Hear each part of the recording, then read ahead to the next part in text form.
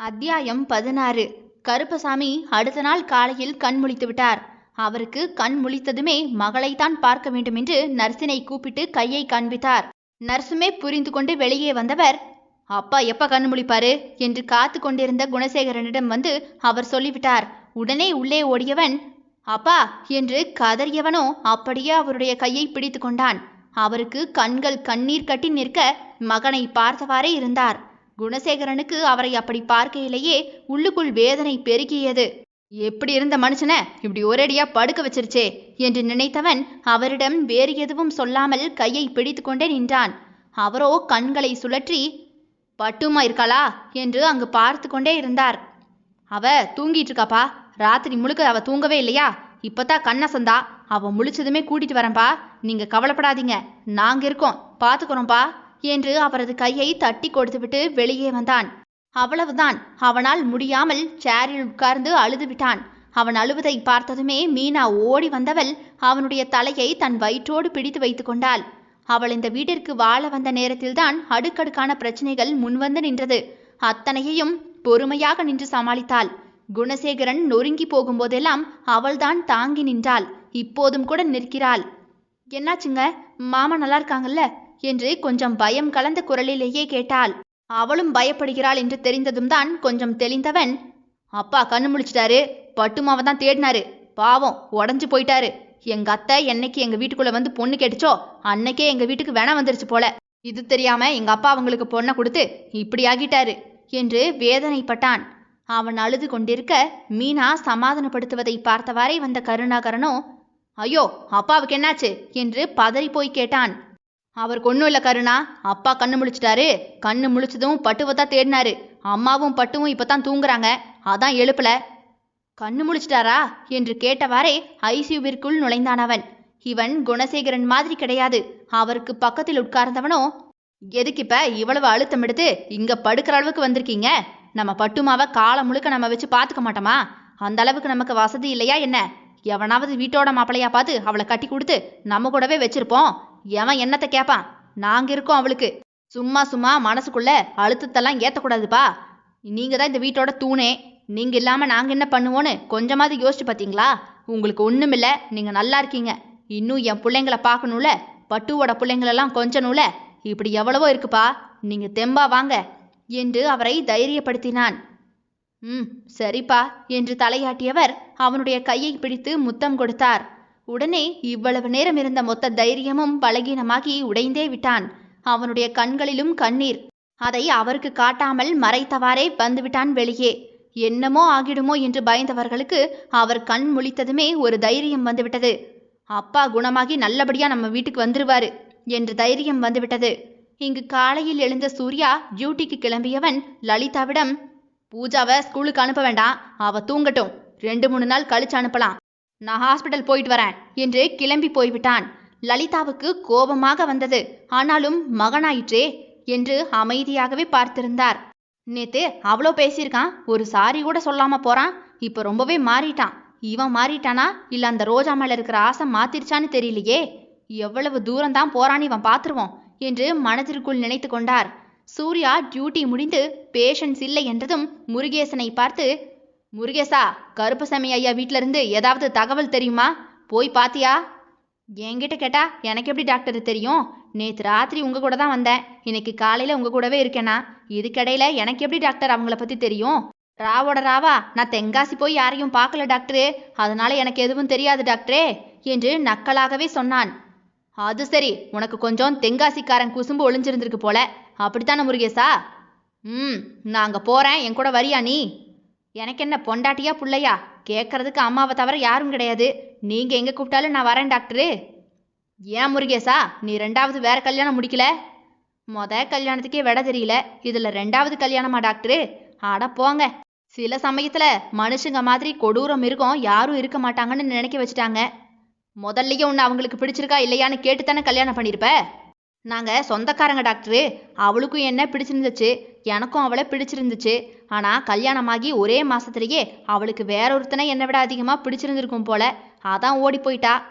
அப்படியெல்லாம் இருக்காது முருகேசா, பிடிச்சிருக்குங்கிறது வேற, காதல் அப்படிங்கிறது வேற. அவ எதிர்பார்த்த காதல் உன்கிட்ட கிடைக்கலன்னதும் போயிருக்கலாம்ல. அப்படித்தான் நானும் அவளை ஒண்ணுமே சொல்லாம எங்கேயாவது போய் நல்லாருன்னு விட்டுட்டேன். உனக்கு ரொம்ப நல்ல மனசு முருகேசா என்றவன் அவனை இழுத்து முதுகில் தட்டி கொடுத்தான். அப்புறம் என்ன முருகேசா, வேற பொண்ணை பார்த்து கட்டிக்கலாம்ல? எத்தனை நாள் தான் தனியா இருப்ப நீ? கட்டிக்க ஆசைதான் டாக்டரு, ஆனா 2 விஷயம் என்னை தடுத்துச்சு. ஒன்று 2ஆம் தாரம்னு யாரும் எனக்கு பொண்ணு தரல. அப்படியே தந்தாலும் இவளும் எங்க போயிருவாளுங்கிற சந்தேகத்தோட வாழ முடியாது பாருங்க. நான் அதான் வேண்டான்னு இருந்துட்டேன். அவன் அப்படி சொன்னதுமே எவ்வளவு பெரிய விஷயத்தை சிம்பிளாக சொல்லிவிட்டான் இவன் என்று அவனை அத்தனை அன்பாகவே பார்த்தான் சூர்யா. என்ன டாக்டர் இப்படி பாக்கீங்க? எனக்கு கூச்சமா இருக்கு என்று சொல்லிவிட்டு நெளிந்தான். அவனை இழுத்து கொண்டு தென்காசி கருப்பசாமி இருக்கும் ஹாஸ்பிட்டலுக்கு போனான். அது தனியார் ஹாஸ்பிட்டல் தான். அதுவும் கொஞ்சம் வசதி வாய்ப்புகள் இருந்தால்தான் உள்ளேயே போக முடியும். இப்போது சூர்யா உள்ளே போகவும் கருப்பசாமி ஓரளவு கண்முழித்து தெளிவாகவே இருந்தார். அவர் அருகில் சேரை இழுத்து போட்டு உட்கார்ந்தவன் நர்ஸிடம் அவரது ரிப்போர்ட்டை வாங்கி பார்த்துவிட்டு அவரிடமும் பேச்சு கொடுத்தான். சூரிய பிரகாஷ் ஐசியூவிற்குள் வரும்போது குணசேகரன் பார்த்து விட்டான். அவனுக்கு ஏனோ சூர்யாவை இப்போதும் பிடிக்கவில்லைதான். ஆனாலும் அப்பாவை காப்பாற்றியவன் என்ற நன்றியோடு வணக்கம் வைத்தான். சூரிய பிரகாஷ் அதற்கு மேல் சிறு தலையசைப்புடன் உள்ளே போய்விட்டான். எதுக்குன்னு இவனுக்கு போய் வணக்க வைக்கிற? பாரு, தலையை மட்டும் ஆட்டிட்டு போறான் பாரு. எனக்கு இவனை பிடிக்கவே இல்லைண்ணே. எனக்கும் தாண்ட. ஆனா அப்பா தான் டாக்டர்னு உருகுறாருல்ல. நம்ம பட்டுவும் இந்த ஆளுகிட்ட பேசுவானே. இவன் பார்வையே சரியில்லை. கல்யாணம் முடிஞ்சு ஒரு புள்ள இருக்கிற மாதிரியா பார்க்கறான். இவங்கிட்ட இருந்து பட்டுவை ஒதுங்கியே இருக்க சொல்லணும். விட்ரா, அவன் மொண்டாட்டியும் அங்கே டாக்டராம்ல. அம்மா சொன்னாங்க. இவன் அம்மா நம்ம அம்மா கிட்ட சொல்லியிருக்காங்க. படித்தவங்கிற திமிருண்ணா இவனுக்கு. அது நம்மக்கிட்ட செல்லாதுல, நம்மகிட்டயே வா என்று பேசி கொண்டிருக்கும் போது சூர்யா வெளியே வந்தான். அப்போதுதான் மல்லிகாவும் ரோஜாவும் ரூமுக்குள்ளிருந்து வீட்டிற்கு போக வெளியே வந்தனர். உங்க அப்பா ஹெல்த் ஸ்டேபிளா இருக்கு. பிளாக் எதுவும் இல்லாததால தப்பிச்சிட்டாரு. இனி அவருக்கு ரொம்ப டென்ஷன் கொடுக்குற மாதிரி வேலையெல்லாம் கொடுக்காதீங்க. 2-3 நாளில் வீட்டுக்கு வந்துடலாம். இங்க உள்ள டாக்டருங்க ஏதாவது சொன்னாங்களா? இல்ல. ஓகே, நான் பேசிக்கிறேன் என்று போய் பேசிவிட்டு வந்தான். யாராவது ஒருத்தங்க இங்க இருந்தா போதும், எல்லாரையுமா வீட்டுக்கு போக சொல்லிருங்க. எதுக்கு போட்டு உங்களுக்கு அலைச்சல் என்று சொன்னான் அவன். சரி என்று தலையாட்டினார்கள். ஒரே நாளில் ரோஜா மொத்தமாக ஓய்ந்து போய் அழுது அழுது முகமெல்லாம் வீங்கி சிவந்து போயிருந்தது. அவளுக்கு இப்பொழுது குற்ற உணர்ச்சியாக இருந்தது. தன்னால் தான் குடும்பம் முழுக்க கஷ்டப்படுகிறது என்று வேதனைப்படுகிறாள். அது அவளுடைய முகத்திலேயே நன்றாக தெரிந்தது. இப்போது அவளிடம் பேசவும் முடியாது. 2 கரடிகளை பக்கத்தில் வைத்துக்கொண்டு எப்படி அவளிடம் பேச முடியும்? அதுவும் இந்த கரடிகள் அவளிடம் பேசவும் விடாதுக என்று அவனுக்கு நன்றாக தெரியுமே. அதனால் எதுவுமே பேசாமல் வெளியே வந்துவிட்டான். அதற்கு பிறகுதான் யோசனையோடு மீண்டும் உள்ளே போனவன் மல்லிகாவை பார்த்து, நான் வீட்டுக்கு தான் போறேன், வாங்க கொண்டு போய் விடுறேன் என்று அழைத்தான். அதை பார்த்த கருணாகரனோ, இந்த டாக்டருக்கு இருக்க கொழுப்பை பாத்தியா? நம்ம இங்க குத்துக்கல்லு மாதிரி நிக்கிறோம். இவன் நம்ம அம்மா கிட்டயே வாங்க வீட்டில் கொண்டு போய் விடுறேன்னு கேட்கறான். இவன் என்னதான் நினைச்சுக்கிட்டு இருக்கான் என்றபடி குணசேகரனிடம் கோபத்தில் சொன்னான். விடு தம்பி, உதவி செய்யலான்னு நினைச்சிருப்பான். மல்லிகாவோ, இல்ல தம்பி, நீங்க போங்க, நானும் பட்டுவும் அவங்க அப்பாவை பார்த்துட்டு நாளைக்கு தான் வீட்டுக்கு வரலாம்னு இருக்கோம் என்று சொல்லிவிட்டார். ரோஜா டாக்டரை நிமிர்ந்து கூட பார்க்கவில்லை. அவளது எண்ணமில்லாமே அவளுடைய அப்பாவை பற்றியே இருக்கவும் வேறெதுவும் அவளுடைய கருத்தில் படவும் இல்லை, மூளையில் உதிக்கவும் இல்லை. சூர்யாவுக்கும் அது புரியத்தான் செய்தது. அதனாலேயே முருகேசனை அழைத்து கொண்டு வீட்டிற்கு வந்துவிட்டான். லலிதா சூர்யாவோடு பேசாமல் முகத்தை திருப்பி கொண்டிருந்தார். பூஜாவுக்கு ரோஜா இல்லை என்றதும் கொஞ்சம் முகம் வாடி இருக்க அவளை தன்னுடைய மடியில் சூர்யா தூக்கி வைத்திருந்தான். பூஜா என்று மெதுவாகவே அழைத்தான். அவள் உடனே நிமிர்ந்து அவன் முகத்தை பார்த்தாள். அவளது கண்களை பார்த்தவனுக்கோ அப்படியே தூக்கி முத்தமிடத்தான் தோன்றியது. மகளுக்கு முத்தத்தை கொடுத்தான். அவளுக்கு முத்தம் கொடுத்தால் போதும், அதுவும் சூர்யா முத்தம் கொடுத்தால் அப்படியே கழுத்தை கட்டிக்கொள்வாள். இப்போதும் அதே போன்று கழுத்தை கட்டிக்கொண்டு அவனுடைய கன்னத்திலேயே முத்தமிட்டாள். கன்னத்தில் முத்தமிட்டால் இந்த பாலை நெஞ்சிலும் அமுதூருமே. கன்னத்தில் முத்தமிட்டால் தகப்பனும் தாயாக உருமாறுவானே. அவ்வளவுதான். எல்லா கவலையும் சஞ்சலமும் ஒரு நொடி பொழுதில் சூர்யாவுக்கு நெஞ்சிலிருந்து மறைந்தே போயிற்று. இருவரும் கொஞ்ச நேரமாக சிரித்து விளையாடி கொண்டிருக்க சூர்யா இப்போது மெதுவாக, பூஜாமா, நம்ம ரோஜா மிஸ்ஸை உனக்கு ரொம்ப பிடிக்குமா? ஆமா என்று கண்கள் விரித்து சந்தோஷத்தில் சொன்னாள் குழந்தை. ரோஜா மிஸ்ஸை நம்ம வீட்டுக்கு உனக்கு அம்மாவா கூட்டிட்டு வரலாமா என்று எழுந்தவள், வாங்க டாடி, இப்போவே போய் கூப்பிடுவோம் என்று அவனுடைய கையை பிடித்து இழுத்தாள். அதை பார்த்த லலிதா தான் பூஜா என்று அதட்டினார். அவ்வளவுதான். பயந்து போனவளோ அவனுடைய தோளை பிடித்து கொண்டு முகத்தை சாய்த்து அழ ஆரம்பித்து விட்டாள். அம்மா, எதுக்கு இப்ப அவகிட்ட சத்தம் போடுறீங்க? அதுக்கு அவர் பதிலே சொல்லாமல் நின்றிருந்தார். ஒரு சின்ன குழப்பத்துல நான் ரோஜாவை பத்தி விசாரிக்காம போயிட்டேன். இல்லைன்னா உங்க வீட்டுக்காரர் போட்ட திட்டத்தை அப்பவே இல்லாமலாக்கி ரோஜாவை நான் கல்யாணம் பண்ணி கூட்டிட்டு வந்திருப்பேன். இது நானோ நீங்களோ போட்ட முடிச்சில்ல, கடவுள் எனக்கும் அவளுக்கும் கோவில்பட்டி ஹாஸ்பிட்டல்ல வச்சு போட்ட முடிச்சு. இத்தனை வருஷத்துல என்னென்னவோ நடந்தாலும் எனக்கு துணையா ரோஜா தான் வருவான்னு கடவுள் அப்பவே சொந்தம்னு எழுதி வச்சுட்டார் போல. என்ன உளறிக்கிட்டு இருக்க சூர்யா நீ? உனக்கு அவன் மேல ஆசைன்னு சொல்லு, அதுக்கு இப்படியெல்லாம் ஏதாவது கதையை சொல்லிக்கிட்டு இருக்காத. ஆமாமா, எனக்கு ரோஜா மேல கொல்ல ஆசைதான். அவளைத்தான் நான் கட்டிட்டு வாழ போறேன். இதுல உங்களுக்கு என்ன கஷ்டம் என்று சத்தமாகவே சொன்னான். அப்போது பார்த்து அங்கே வந்த முருகேசன் அதை கேட்டுவிட்டு அதிர்ச்சியில் ஐயோ என்று நின்று விட்டான். டேய் முருகேசா, இதை போய் அந்த 2 ஹிப்போபொட்டமஸ் கிட்டையும் சொல்லிடாதடா என்பது போன்று சூர்யா கண்களை உருட்டி அதிர்ச்சியில் பார்த்திருந்தான். இப்படி மாட்டிக்கிட்டியே டாக்டரு. அத்தியாயம் 17. முருகேசனை பார்த்ததுமே சூரிய பிரகாஷ் கொஞ்சம் ஜர்க்காகி அப்படியே உட்கார்ந்திருந்தான். ஆனால் முருகேசனோ அமைதியாக அவன் கையில் இருந்த மெடிக்கல் கிட், அவனுடைய ஸ்டெத்தஸ் என்று எல்லாத்தையுமே டேபிளில் வைத்தான். நீங்க ஹாஸ்பிட்டல்லையே இதெல்லாம் மறந்து விட்டுட்டீங்க டாக்டர். நம்ம அப்படியே தென்காசிக்கு போயிட்டோம்ல, இப்போதான் க்ளீன் பண்ணி ஹாஸ்பிட்டல் அடைச்சேன். அதான் எடுத்துட்டு வந்தேன்னா ஏதாவது எமர்ஜென்சிக்கு தேடுவீங்களேன்னு தான் கொண்டு வந்துட்டேன். சரி முருகேசா, சாப்பிட்டியா? இல்லை சார், இனிதான், வீட்டுக்கு போய் தான் சாப்பிடணும். அப்ப இங்கே சாப்பிட்டுட்டு போ முருகேசா என்று சூரிய பிரகாஷ் அவனை சாப்பிட அழைத்தான். அவனோ ஒரு கசந்த புன்னகையோடு வேண்டாம் டாக்டர், அம்மா எனக்காக சாப்பிடாம காத்திருக்கும், நான் போறேன் என்று கிளம்பி விட்டான். சூர்யா உடனே எழுந்து வெளியே போனவன் முருகேசா கொஞ்சம் நில்லு, நான் உன்கிட்ட பேசணும் என்று அழைத்து நிற்க சொன்னான். இப்போதைக்கு எதுவும் பேச வேண்டாம் டாக்டர், நாளைக்கு ஹாஸ்பிட்டல் வாங்க, அப்ப பேசிக்கலாம். டென்ஷன் எதுவும் ஆகாதீங்க, நான் இதை யார்கிட்டயும் சொல்ல மாட்டேன், நீங்க பயப்படாதீங்கன்னு. முருகேசா, நீ சொன்னாலும் எனக்கு பிரச்சனை இல்லை, ஆனா நீ தப்பா நினைச்சாதான் எனக்கு பிரச்சனை. அதுக்காகத்தான் பேசணும்னே சொன்னேன். சரி நீ போ, நாளைக்கு நானே உங்ககிட்ட எல்லா விவரத்தையும் சொல்றேன். என்ன மதிச்சு இவ்வளோ தூரம் நீங்க சொன்னதே பெருசு டாக்டர். நீங்க எது செஞ்சாலும் சரியாத்தான் இருக்குங்கிற நம்பிக்கை எனக்கு இருக்கு. அதனால நீங்க எல்லாத்தையுமே காரணத்தோட தான் செய்வீங்க. இது உங்களோட வாழ்க்கையும் கூட தான். அதனால கண்டிப்பா நிறைய யோசிச்சிருப்பீங்க. நீங்க ஏதாவது பார்த்து செய்யுங்க. 2 பேருடைய வாழ்க்கையுமே நல்லா இருந்தா சரிதான் டாக்டர் என்று சொன்னவன் அமைதியாக இறங்கி போய்விட்டான். இறங்கி அமைதியாக தன்னுடைய சைக்கிளை எடுத்துக்கொண்டு போகும் முருகேசன் சூர்யா ஒரு சிறு புன்னகையோடு பார்த்து கொண்டிருந்தான். தன்னுடைய வாழ்க்கையே பறிப்போனாலும் கூட அந்த வாழ்க்கையை கெடுத்தவர்கள் கூட நன்றாக இருக்க வேண்டும் என்று நினைக்கும் முருகேசனை அவனுக்கு அவ்வளவு பிடிக்கும். இப்பொழுதுமே நான் பேசியதை கேட்ட பின்பும் அதை யாரிடமும் சொல்ல மாட்டேன் என்று நம்பிக்கை கொடுத்துவிட்டு போகும் இந்த மனிதர்கள்தான் நம்மளுடைய வாழ்க்கையில் எவ்வளவு மாற்றத்தை ஏற்படுத்துகிறார்கள். வாழ்க்கை நமக்கு இன்னும் பல நன்மைகளை வைத்திருக்கும் என்கின்ற நம்பிக்கை கொடுத்து போகிறார்கள். இன்னும் மிச்சமிருக்கும் இந்த வாழ்க்கையை இப்படியான நல்ல மனிதர்களுடன் சந்தோஷமாக வாழலாம் என்று அப்படியே நினைத்தவாறே வீட்டிற்குள் வந்தான். லலிதா தான் முகத்தை திருப்பிக் கொண்டே உட்கார்ந்திருந்தார் அங்கு. சூர்யாவோ சட்டென கோபத்தில் உங்களுக்கு என்னதான் பிரச்சனை? என் மகளுக்காக மட்டும்தான் அமைதியா போறேன், இல்லைனா உங்க தயவே தேவையில்லைன்னு நானும் அவளும் எங்கேயாச்சும் போயிடுவோம். நீங்க உங்க புருஷன் கூடயே போய் சந்தோஷமா இருங்க, எனக்காக யாரும் இங்க இருக்க வேண்டாம். இப்ப நீ தான் வேற பிளான் போட்டுட்டீல, அதனால உனக்கு நான் தேவையில்லாம இருக்கலாம். அதுவும் மகளை பாத்துக்கிறதுக்கு ஆள் தேடிட்டீல, அப்படித்தானே சூர்யா என்று கொஞ்சம் காட்டமாகவே திட்டினார். இவர்கள் இருவரும் பேசிக்கொள்வதை பார்த்த பூஜாவோ அப்படியே சூர்யாவின் மடியிலிருந்து எழுந்து போய் சோஃபாவில் பாவம் போல படுத்துக்கொண்டாள். அதை பார்த்த சூர்யாவோ உடனே பேச்சை நிறுத்திவிட்டு ஓடி சென்று பூஜாவை தூக்கி தன்னுடைய நெஞ்சோடு அணைத்து கொண்டான். அவள் பிறந்ததிலிருந்தே அதிக சத்தம், சண்டை, சச்சரவு என்று பார்த்ததினால் அவளுக்கு சத்தம், கூச்சல், சண்டை என்று வந்தாலே பயந்து நடுங்க ஆரம்பித்து விடுவாள்.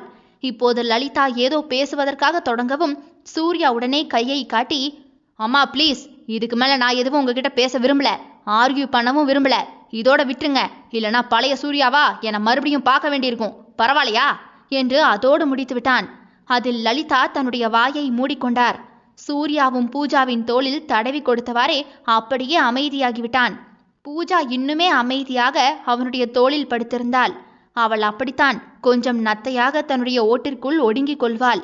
மீண்டும் சரியாகவே சிறிது நாட்களாகும். அதனால் அவளை தன் நெஞ்சிலேயே படுக்க வைத்திருந்தான். நாளிலிருந்து பூஜாவை ஸ்கூலுக்கு விட்டுருவோமா? அங்கதான் ரோஜா இல்லையே, ஒருவேளை வேற டீச்சர் இருந்து அவங்கள பார்த்து பயந்துட்டானா? அப்புறம் ஸ்கூல் பக்கமே இவ போக மாட்டாளே, அழுவாளே என்று தன் மகளை பற்றி நிறையவே யோசித்தான். அவளது முதுகை வருடியவாறே அப்படியே வெளியே நடந்தான். பால்கனியில் நடந்தவன் மகளோடு மெதுவாக கீழே இறங்கி அங்கே இருக்கும் தோட்டத்தில் சிறு நிலவு வெளிச்சத்தில் நடந்து கொண்டிருந்தான். மீனாவும் அவளுடைய குழந்தைகளும் அவளுடைய அம்மா வீட்டில் இருக்கிறார்கள். இங்கே யாருமே இப்போதைக்கு இல்லை என்பதால் பாட்டு பாடியவாறே நடந்தான். அவனுக்கு உள்ளுணர்வு யாரோ நம்மையே பார்த்து கொண்டிருக்கிறார்களோ என்று உணர்த்தவும் சுற்றி முற்றி பார்த்தான். ஒருத்தருமே இல்லை என்றதும் மீண்டும் மெலிதான சத்தத்தில் இசைஞானியின் பாடலை பாடிக்கொண்டே நடந்தான். அவனுடைய கால்கள் சட்டென்று நின்றுவிட்டது. அவனுடைய கண்கள் கூர்மையாகி கீழ் வீட்டினுள் மெதுவாக திறந்திருந்த ஜன்னல் வழியாக ஊடுருவி பார்த்தது. அவனையே இரு கண்கள் கவனித்துக் கொண்டிருந்தது அங்கு. அவன் கூர்மையாக பார்க்கவும் தயங்கி தயங்கி பின் மெதுவாக ஜன்னல் கதவு அடைக்கப்பட்டது. இவ எப்ப வீட்டுக்கு வந்தா? வரமாட்டோன்னு தானே சொன்னாங்க. இவ மட்டும் வந்தாளா இல்ல ஹிப்போபொட்டமஸ்ல எது வந்துச்சுன்னு வேற தெரியலையே. தனியா இருக்காளா? சாப்பிட்டாளா இவ? எதுவும் தெரியலையே என்று வேகமாக ஜன்னல் பக்கமாக போனான். ஜன்னல் முழுதாக அடைக்கப்படவில்லை என்பது தெரிந்தது. உடனே ஜன்னலை படாரென்று திறந்தான். உள்ளே ரோஜாவோ உதட்டை கடித்து கொண்டு நம்மள கண்டுகிட்டானோ என்று ஒரு மாதிரி நின்றிருந்தாள். அவளை பார்த்து முறைத்தவனோ வெளியே வா என்றான். அம்மா உள்ள இருக்காங்க. அவங்களுக்கு கொஞ்சம் காய்ச்சல் வந்துருச்சு. வீட்டுக்கு கூட்டிட்டு வந்துட்டோம். நீங்க உங்க வீட்டுக்கு போங்க, நான் ஜன்னலை அடைச்சிடுறேன் என்று ஜன்னலை அடைக்க போனாள். அவனோ வேகமாக கையை உள்ளே விட்டு தடுத்து பிடித்தவன், உன்னை வெளியே வான்னு சொன்னண்டி என்று அடிக்குரலில் பூஜா எழுந்திருக்க கூடாதே என்று அவள் மீது கோபத்தை காண்பித்தான். யாராவது பார்த்துருவாங்க, அண்ணன் தூங்கிக்கிட்டு இருக்கு, பார்த்துட்டா வம்பாகிரும். இப்ப நீ வெளியே வரியா இல்ல கதவை தட்டி எல்லாரையும் கூப்பிடட்டுமா? யோ டாக்டர், லூசாயா நீ? வெளியே வாடி. நான் என்ன உன் பொண்டாட்டியா வாடின்னு கூப்பிடுற? இதுக்கு நான் ஆமான்னு சொன்னா என்னடி செய்வ? என்னது வாடினா வா என்று கோபத்தில் எகிரினான். உடனே உள்ளே எட்டி பார்த்துவிட்டு வேகமாக கதவை சத்தமில்லாமல் திறந்து கொண்டு வெளியே வந்தாள். எதுக்கு வெளியே கூப்பிட்டீங்க? இப்ப உங்களுக்கு அறிவு இருக்கா என்று கீச்சு குரலில் எகிரியவளின் கையை பிடித்து இழுத்து தன் நெஞ்சோடு பிடித்து கொண்டான். ஏய் ஏய் டாக்டர், என்ன பண்ற? இது தப்பு என்று எகிரவும் அவள் சத்தம் கேட்டு பூஜா முழித்து அவளை பார்த்ததுமே அவளிடம் கையை நீட்டியவள் சட்டென்று அவளிடம் தாவி அவள் தோளில் சாய்ந்து கழுத்தை கட்டிக்கொண்டாள். பூஜா அவளது தோளில் படுத்துக்கொள்ள சூர்யாவோ அவளை இன்னும் இரு கரத்தாலும் சேர்த்து பிடித்து தன்னோடு சேர்த்து அணைத்து கொண்டான். அவளுக்கு சத்தமாக பேச முடியவில்லை. பூஜா அரை தூக்கத்தில் கூட ரோஜாவின் வாசத்தை உணர்ந்து அவள் தோளில் அழாமல் சாய்ந்து கொண்டாள். இப்ப அவன் முழிச்சிட்டானா அவ்வளோதான் போல, ஒன்னும் பண்ண முடியாதே என்று கண்களை கோபத்தில் உருட்டி உருட்டி சூர்யாவை முறைத்து பார்த்தாள் ரோஜா. அவனோ எதுவுமே சொல்லாமல் அவளது கண்கள் வழியாக அவளது உள்ளத்திற்குள் ஊடுருவி கொண்டிருந்தான். அந்த ஒற்றை பார்வையில் தன்னை தொலைத்தவள் உடல் நடுங்க அவனை பார்த்து கொண்டிருந்தாள். அவளுக்கு அது ஏனென்று புரியாமல் வேதனையோடே பார்த்தாள்.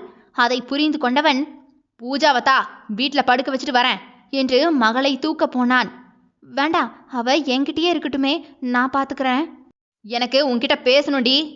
நமக்குள்ள பேசுறதுக்கு ஒண்ணுமே இல்லை. நான் பூஜாவை பார்த்துக்கிறேன், நீங்க போய் தூங்குங்க. அவனிடமிருந்து விலகினாள்.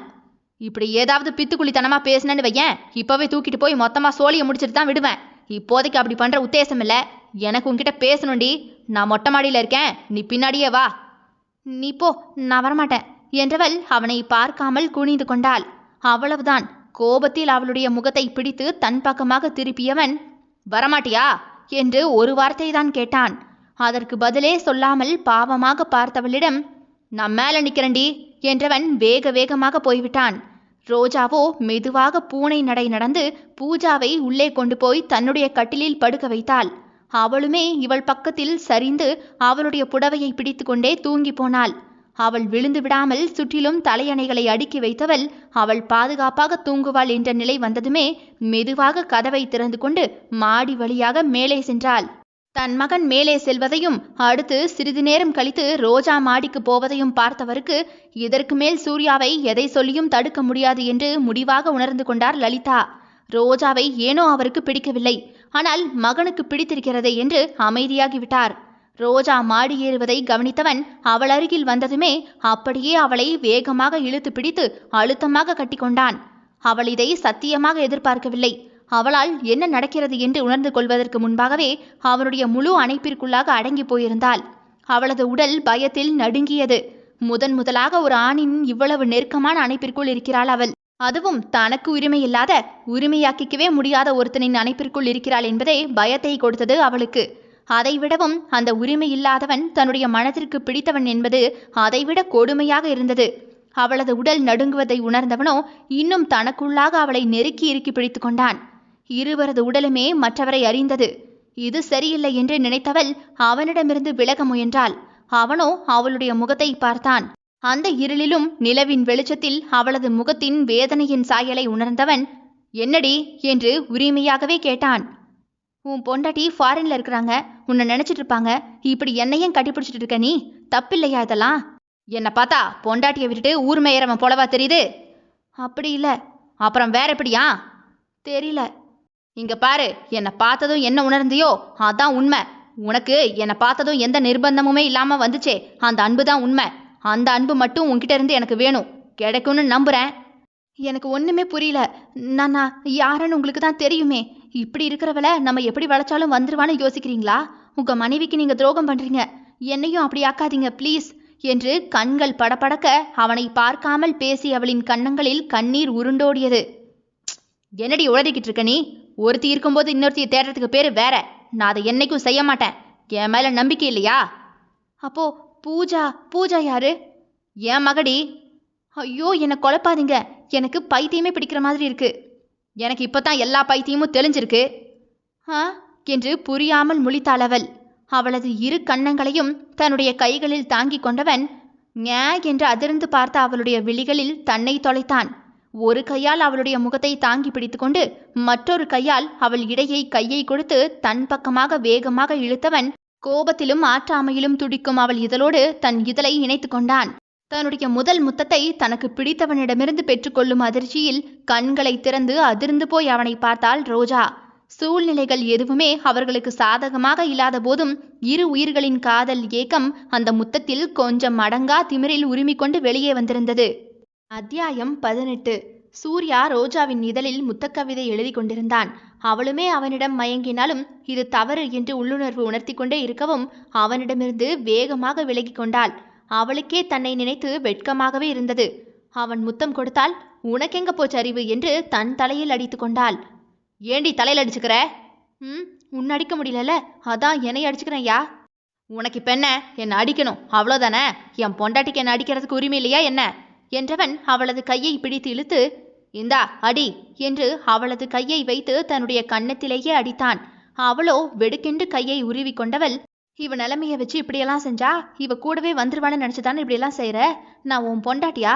யோ, என்னை பார்த்தா உனக்கு அவ்வளோ கேவலமாவா இருக்கு என்று கேட்டவளுக்கு வேதனையின் உச்சத்தில் அழுகை வெடித்து கொண்டு வந்தது.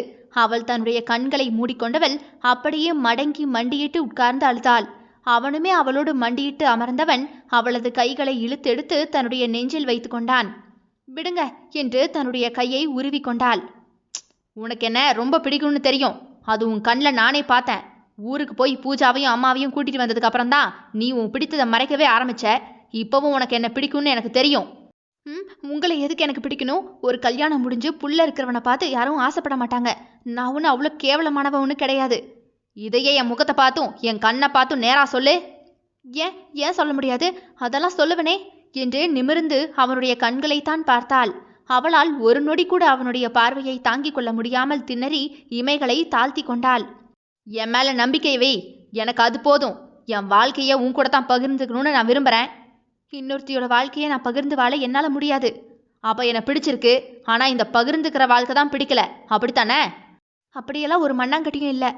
அப்போ வேற என்ன மண்ணாங்கட்டி இருக்கு? அதை கேட்டதுமே என்ன நக்கலா என்று அதற்குமே கோபப்பட்டாள். இல்லை, காதலு. இதை சொல்ல வெக்கமா இல்லையா? இல்லையே. நீ எல்லாம் என்ன ரகம் டாக்டரே? நாட்டு ரகம்தான். இவனிடம் பேசவே முடியாது என்று உடனே எழுந்து கீழே வருவதற்கு நடந்தாள். அவள் முன்பு போய் வழியை மறைத்து நின்றவனோ, எனக்கு உன்ன பிடிச்சிருக்கு, நான் உன்னை கல்யாணம் பண்ணிக்க ஆசைப்படுறேன். எனக்கான வாழ்க்கையே நீதான். உன் சம்மதத்தை சொல்லு, நம்ம எப்போ கல்யாணம் பண்ணிக்கலாம்? ஆமா, இவரு முருகருக்கு சொந்தக்காரரு. வள்ளி தெய்வான மாதிரி இந்த பக்கம் அந்த பக்கம்னு பொண்டாட்டியை நிக்க வைக்க பாக்குறாரு. உன் பொண்டாட்டியை இங்க வர சொல்லி வாழ சொல்லு போ. அதெல்லாம் நான் பாத்துக்கிறேன். நீ என்னை கட்டிக்க சம்மதம் சொல்லு. யோ லூசையா நீ? அப்படித்தானே நினைக்கிறேன். உன் மேல வர கோபத்துக்கு தலையிலேயே கல்லை தூக்கி போட்டுருவேன். என் நிலைமையை தெரிஞ்சுக்கிட்டு விளையாடாத. இது விளையாட்டில்ல, உண்மையாவே கேட்குறேன். உனக்கு என் கூட வாழ விருப்பமா? அடுத்தவ புருஷன் கூடலாம் நான் வாழ விருப்பப்படல. உன்னோட புருஷனா தான் வாழ வரேன்டி. எப்படி சொன்னாலும் முடியாதுதான். உன் கழுத்துல நான் தாலியை கட்டி என் பொண்டாட்டி ஆக்கிடுவேன். அதை கேட்டு நிதானமாக அவனை பார்த்தாள். அப்படியா? ஆமா. அதையும் தான் பார்ப்போமே. அவள் அருகில் நெருங்கி வந்தவனோ முகத்தோடு முகத்தை உரசியவாறே, இந்த கழுத்துல நான் தாலியை கட்டி அதே கழுத்துல அந்த வளைவுல முத்தத்தை வச்சு நான் உன் கூட இணைஞ்சு வாழுவேன். இது சத்தியம், இது மாறாது. இவன் ஏன் இப்படிலாம் பேசுறான் என்று முதன்முறையாக பயந்து போய் பார்த்தாள். வேண்டாம் டாக்டர், எனக்கு பயமா இருக்கு. நீ தப்பாட்டம் ஆட பாக்குற. சரியா தடம் பிடிச்சு போயிட்டு இருக்கேன்டி என் பட்டு ரோசா என்றவன் அவளது இதழில் முத்தம் வைத்து சட்டென்று மீண்டான். அதில் அரண்டவளோ இவன் சரிப்பட மாட்டான் போலவே என்று நினைத்து கொண்டவள் போயா என்று அவனை தள்ளிவிட்டு விலகி நடந்தாள். அவளது கையை பிடித்து இழுத்தவனோ இறுக்கமாக அவளை அணைத்து விடுவித்தான். அவளுக்கும் இப்போது என்ன நடக்கிறது என்று புரியாத நிலைமையில் நின்றிருந்தாள். சீக்கிரமா போ, உங்க அண்ணனுங்க வந்துட்டா பிரச்சனை. அது சரி, அந்த பயமெல்லாம் இருக்கா என்ன? அதெல்லாம் பயம் இல்ல, நீ மாட்டிக்குவியோன்னு தான். போ போ. இது என் வீடு, என் மெத்தையா, நீ எதுக்கு போக சொல்ற? அப்ப இரு, எனக்கு இன்னைக்கு இருக்கிற முடுக்கு உனக்கு அடிச்சே திங்கிறேன். அடச்சை என்று தலையில் அடித்து கொண்டாள். இதற்கு மேல் இங்கே நின்றால் சரியாகாது என்று ஓடி கீழே வந்துவிட்டாள். சூர்யாதான் தூக்கம் வராமல் நிறைய யோசித்து யோசித்து நடந்தவன் முடிவாக ஒரு முடிவுக்கு வந்திருந்தான். அடுத்த நாள் சூர்யா ஹாஸ்பிட்டல் போனதுமே முருகேசனிடம் பேசினான். நான் ரோஜாவை விரும்புறேன், அவளை கல்யாணமும் பண்ணிக்கணும்னு ஆசைப்படுறேன். அதனாலதான் அப்படியெல்லாம் பேசினேன். நீ எதுவும் தப்பா நினைச்சுக்காத. அப்ப பூஜாவோட அம்மா ஃபாரின்ல இல்ல, நீங்க அவங்கள பிரிஞ்சிருக்கீங்க அப்படித்தானே? அவன் கேட்ட கேள்விக்கு ஆமாம் இல்லை என்று எந்த பதிலும் சொல்லாமல் அமைதியாகவே அவனை பார்த்தான். முருகேசனோ உங்ககிட்ட நான் எந்த விளக்கமும் கேட்கல டாக்டர். ஆனா ஒன்று, ரோஜா ரொம்ப பாவம், ஏற்கனவே பல வேதனையோடு இருக்கிறவ. அவளை நிச்சயமா நீங்க வேதனைப்படுத்த மாட்டீங்கன்னு நான் நம்புறேன். உங்களுக்கு 2ஆம் தரமா வர்ற அளவுக்கு அவ எதுலேயும் குறைஞ்சு போகல. இந்த ஊரு வாயில அசிங்கமா விழாதவாறு உங்க கல்யாணத்தை நடத்திக்கங்க. ஆனா இன்னொருத்தியோட வயிற்றுச்சலை கொட்டிக்கிட்டு அவ வாழுவான்னு நினைக்காதீங்க. ரோஜா அப்படிப்பட்ட பொண்ணும் இல்லை, உயிரையே விட்டுரும்.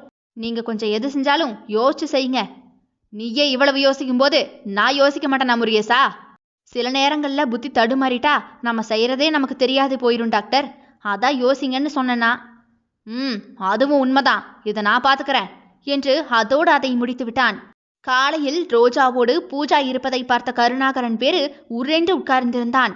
ரோஜாவோடு ஒட்டிக்கொண்டே எல்லா இடத்துக்கும் பூஜா போனாள். அதுவே அவனுக்கு கடுப்பாகியது. இந்த புள்ளைய எதுக்கு நீ கூடவே கூட்டிட்டு போற? ஏதோ உன் புள்ள மாதிரி.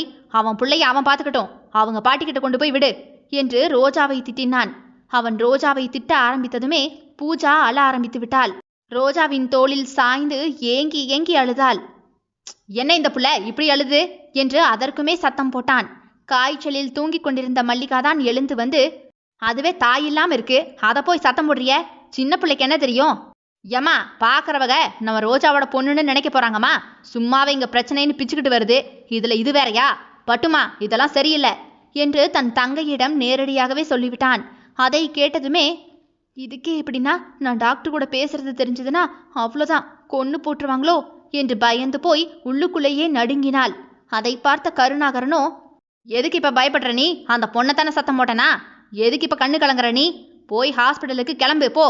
அப்பா உன்னைத்தான் தேடுவாங்க. இன்னும் 2-3 நாள்ல அப்பாவை டிஸ்சார்ஜ் பண்ணிடுவாங்க. நம்ம வீட்டுக்கு கூட்டிட்டு வந்துடலாம். அது வரைக்கும் கொஞ்சம் அலைச்சல் தான். சரி என்று தலையாட்டியவள் அறைக்குள் போய்விட்டாள். இப்போது மல்லிகாவிடம் கருணாகரன் பேசினான். இந்த டாக்டரையும் டாக்டர் குடும்பத்தையும் கொஞ்சம் ஒதுக்கி வைங்க, சரியா? ரொம்ப உள்ளுக்குள்ளெல்லாம் சேர்க்கக்கூடாது. ஏன்னா அந்த டாக்டரை பார்த்தாலே எனக்கு பிடிக்கல. அவன் மூஞ்சியும் பார்வையும் சரியில்லை. உனக்குத்தான் யாரை பார்த்தாலும் சந்தேகம் வருமே. அவங்கெல்லாம் நல்ல மனுஷங்க. டாக்டர் அப்படியான ஆளெல்லாம் கிடையாது. நாம் அப்பாவை காப்பாத்தினதே அவரு தான். சும்மா கண்டதையும் உளராத கருணா. ஏம்மா என்னம்மா பேசுற நீ? நான் ஒன்றும் கண்டதையும் உளரல. எனக்கும் டாக்டருக்கும் என்ன முன்ஜென்ம பகையா என்ன? அப்படியெல்லாம் ஒன்றும் இல்லை. எனக்கு தோணுச்சு சொல்லியிருக்கேன், அவ்வளோதான். பார்த்து சூதானமாக நடந்துக்கங்க. நீயும் கிளம்புமா, அப்பாவை பார்க்க போகலாம். உனக்கு காய்ச்சல் வந்ததுக்கே மனசு சரியில்லை. சீக்கிரமா கிளம்புங்க, 2 பேரையுமா கூட்டிட்டு போறேன் என்று சொல்லிவிட்டு அவன் தன்னுடைய அறைக்குள்ளாக போய்விட்டான். ரோஜா கிளம்பி வெளியே வந்தவள் பூஜாவை அவர்களுடைய வீட்டில் கொண்டு போய் விடுவதற்காக நீலாவிடம் சொன்னாள். ஆனால் பூஜாவோ ரோஜாவிடமிருந்து இம்மி அளவு கூட நகராமல் உட்கார்ந்து கொண்டாள். அப்படியே அப்பன மாதிரியே இதுவும் நம்ம கிட்ட தான் இருக்கணும்னு அடம் பிடிக்குதே என்று நினைத்தவள் அவளை தூக்கி கொண்டு மேலே போனாள். லலிதா அவளை பார்த்ததுமே, பூஜா நீ எப்ப கீழே போன என்று தெரியாத மாதிரியே அவளிடம் கேட்டார். அவளோ கீழே இறங்கியவள் ரோஜாவின் கையை பிடித்து இழுத்துக்கொண்டு சூர்யாவின் அறைக்குள் போனாள்.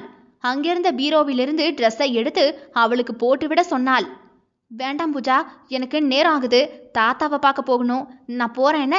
நீ பாட்டிக்கிட்ட பத்திரமா இருந்துக்கோ என்று அவளது கன்னத்தை கிள்ளி முத்தம் வைத்தவாறே சொல்லி வெளியே வரவும் அவளது புடவையை பிடித்து இழுத்துக்கொண்டு தூக்கு என்று கையை காட்டி ஒரே அழுகை. அவளுக்கு அந்த அறையில் நிற்பதே ஒரு மாதிரி கை கால்கள் எல்லாம் நடுக்கம் கொடுத்தது. நேற்றுதான் சூர்யாவிடம் அவ்வளவு நெருக்கமாக நிற்கும் பொழுது அவளது நாசி உணர்ந்த அவனுடைய வாசனையை இங்கேயுமே உணர்ந்து கொண்டாள். அதிலிருந்து தப்பிக்கத்தான் அவள் போகிறாள். ஆனால் பூஜாவோ விடவில்லை. அவளுக்கு வேக வேகமாக ஒரு ட்ரெஸ்ஸை எடுத்து போட்டுவிட்டவள் வேறு வழியின்றி தன்னோடு கூட்டிக் கொண்டு கீழே இறங்கினாள். லலிதா அவளோடு பேசாமல் இருந்தது அவளுக்கே ஒரு நெருடலாக இருந்தது. அதை காண்பித்துக் கொள்ளாமல், நான் பூஜாவை என் கூடயே கூட்டிட்டு போறேன், டாக்டர்கிட்ட சொல்லிருங்க என்று சொல்லிவிட்டு இறங்கி வந்து விட்டாள். ரோஜா பிள்ளையை நல்லபடியாகவே பார்த்து கொள்வாள் என்று லலிதாவுக்கு தெரியுமே. அவருக்கு தான் ரோஜாவை பிடிக்காது. மகனுக்கும் பேத்திக்கும் ரோஜாவை மட்டும்தானே பிடிக்கிறது. இப்போது ரோஜா பூஜாவையும் கூட்டிக் கொண்டுதான் ஹாஸ்பிட்டலுக்கே போனாள். அவளது அண்ணனுங்க 2 பேருக்கு மட்டும்தான் பூஜா வந்தது பிடிக்கவில்லை. சூரிய பிரகாஷும் மதியானம் டியூட்டி முடிந்து நேராக தென்காசிக்கு போய் கருப்பசாமியைத்தான் பார்த்தான். அங்கே தன்னுடைய மகள் இருப்பதை பார்த்ததுமே அவனுக்கு கொஞ்சம் ஆசுவாசமாகவே இருந்தது. மகளை பார்த்து கொள்வதற்கு ரோஜா இருக்கிறாள் என்று தைரியம் வந்தது. கருப்பசாமி 1 வாரம் ஹாஸ்பிட்டலில் இருந்துவிட்டு வீடு வருகின்ற வரைக்கும் பூஜா ரோஜாவோடு தான் இருந்தாள். அது அவளுக்கு பழகிவிட்டது. அதற்கு பிறகு யாருமே எதுவும் சொல்லவில்லை. கருப்பசாமி வீடு வந்த பிறகு கிட்டத்தட்ட 1 மாத காலம் ரோஜாவும் பூஜாவும் சேர்ந்தேதான் பள்ளிக்கு சென்றார்கள். பூஜாவை ரோஜாவை பார்த்து கொள்கிறாள். அன்றிரவு அவளை பார்த்து பேசியதற்கு பின்பு சூர்யா அவளை தனியாக பார்த்து பேசவே முயற்சிக்கவில்லை. அவன் யாரிடம் பேச வேண்டுமோ அவரிடம் சரியாக பேசி எல்லா திட்டமும் போட்டு முடித்திருந்தான். கருப்பசாமி உயிர் பிழைத்து வந்ததுமே முதலில் ஊர் மக்களின் முக்கியமானவர்களை கூப்பிட்டு வைத்து பேசினார். ஊர் திருவிழாவை நடத்த வேண்டும் என்கின்ற முடிவை தான் எடுத்திருந்தார். தான் ஹாஸ்பிட்டலில் இருக்கும் பொழுது ஊர் சாமியிடம் வேண்டிக் கொண்டிருப்பதால் திருவிழாவை தானாகவே முன்வந்து நடத்த முடிவெடுத்திருந்தார். மொத்த செலவையுமே கருப்பசாமியை ஏற்றுக்கொள்வதாக சொல்லி திருவிழாவும் தொடங்கியிருந்தது. ஊர் திருவிழா என்றால் கொண்டாட்டங்கள் இல்லாமலா இருக்கும்? அதில் கருப்பசாமி டாக்டர் குடும்பத்தையுமே தன் குடும்பத்தோடு சேர்த்து கொண்டார். வீட்டில் நல்ல விஷயம் நடந்து 8 வருடங்கள் முடிந்துவிட்டது. இந்த வருடமாவது மகளுக்கு கல்யாணம் முடிய வேண்டும் என்று சாமியிடம் வேண்டிக் கொண்டார். கோவில் திருவிழா என்றதுமே புது புது துணிகள் குடும்பத்தோடு எடுக்க போனார்கள். தினேஷ் இருப்பதால் பூஜாவுமே ரோஜாவோடு தொத்தி கொண்டு போக கருப்பசாமி ரோஜாவிடம், எம்மா பட்டு, அந்த பச்சை பிள்ளைக்கும் சேர்த்து எடுத்துருமா, பாரு எல்லாருமா எடுக்கும்போது பாவமா உட்காந்துருக்கா, நல்ல புள்ள, அமைதியா இருக்கு என்று வாஞ்சையோடு சொன்னார். அவ்வளவுதான். சந்தோஷமாக சரிப்பா என்று சொன்ன ரோஜா பூஜாவுக்கும் விதவிதமாக துணி எடுக்க ஆரம்பித்து விட்டாள். அதை கேட்ட கருணாகரன் தான், அப்பாவாச்சே என்று ஒன்றும் சொல்லாமல் பல்லை கடித்து கொண்டே நின்றான். மல்லிகாவிடம் வந்து, நம்ம ஊர் கோவில் திருவிழாவுக்கும் இந்த டாக்டர் குடும்பத்துக்கும் என்னம்மா சம்பந்தம்? இந்த ஊர்ல இருக்கிறதுனால கோயில் வந்து சாமி கும்பிட்டு போக வேண்டியதானே? இந்த பிள்ளைக்கு நம்ம எதுக்குமா துணி எடுத்து தரணும்? இந்த அப்பாவுக்கும் பட்டுமுக்கும் தான் வர வர அறிவே இல்லாம போகுதுன்னா ஏமா உனக்கும் அறிவு இல்லாம போயிடுச்சு என்று சிடுசிடுத்தான். என்னல எப்பவும் பாரு சத்தம் போட்டுக்கிட்டே இருக்கணுமா உனக்கு? அந்த டாக்டருக்கும் உனக்கும் என்னதாம்ல பிரச்சனை? அவரே ஹாஸ்பிட்டல் உண்டு, தான் வீடு உண்டுன்னு இருக்காரு. பொண்டாட்டி ஃபாரின்ல இருக்குதான். ஏனோ அவர் குடும்ப வாழ்க்கையை பார்த்துக்கவே அவருக்கு நேரம் இல்லை. இதுல நீ எதுக்குல அவர் கரிச்சு கொட்டிக்கிட்டே இருக்க? இங்க பாரு, அந்த புள்ளைய அடிக்கடி நம்ம வீட்டுக்கு வர விடாதம்மா. அவங்க பாட்டி இருக்காங்கல்ல, அவங்க பார்த்துக்கிட்டோம். நம்ம பட்டுமா அந்த புள்ளைய பார்த்துக்கிட்டே இருக்கா. எனக்கு என்னவோ இதெல்லாம் சரியா படலாமா? அது பச்சை புள்ளல. நம்ம வீட்டில் என்ன சோத்துக்கா பஞ்சம் சொல்லு, இல்ல பணத்துக்கு பஞ்சமா? இந்த புள்ளைக்கு ஒரு 4-5 துணி எடுத்து கொடுக்கறதுல என்ன இப்ப என்ன குறைஞ்சு போக போறோம் சொல்லு? சும்மா இரு என்று மல்லிகா அவனை திட்டிவிட்டு ரோஜா பக்கமாக வந்து உட்கார்ந்து கொண்டார். பூஜாவுக்கு பெற்றவளே தோற்று போகும் அளவிற்கு பார்த்து பார்த்து ரோஜா உடையெடுத்து வைத்திருந்தாள். குணசேகரனிடம் போய் மெதுவாக காதில் பேசிய கருணாகரனோ, அண்ணே எனக்கு இதெல்லாம் என்னமோ சரியா படல. பட்டுமா அந்த டாக்டர் பிள்ளைக்கு ரொம்ப இடம் கொடுக்குறா, கவனமா இரு. எனக்கு என்னமோ அந்த டாக்டர் மேல நம்பிக்கை இல்லை. இதுக்கு முன்னாடி அவனை எங்கேயோ பார்த்துருக்கேனே, ஆனா எங்கன்னு தான் ஞாபகம் வர மாட்டேங்குது என்று எச்சரித்தான். அவனுடைய எச்சரிப்பை யாருமே அங்கு கண்டு கொள்ளவில்லை. அதற்கான பலனை கடைசி திருவிழா அன்று நேரிலேயே பார்த்து தெரிந்து கொண்டார்கள் அனைவரும். 3 நாள் திருவிழாவாக கொண்டாடி கொண்டிருந்தனர். சென்னைக்குள் இந்த அளவிற்கு மண்மனம் மாறாத அளவுக்கு திருவிழாக்கள் இருந்ததில்லையே. அதனால் சூர்யாவுக்கு திருவிழா பார்ப்பதில் அதிக சுவாரஸ்யம் வந்தது. அது மட்டுமா காரணம்?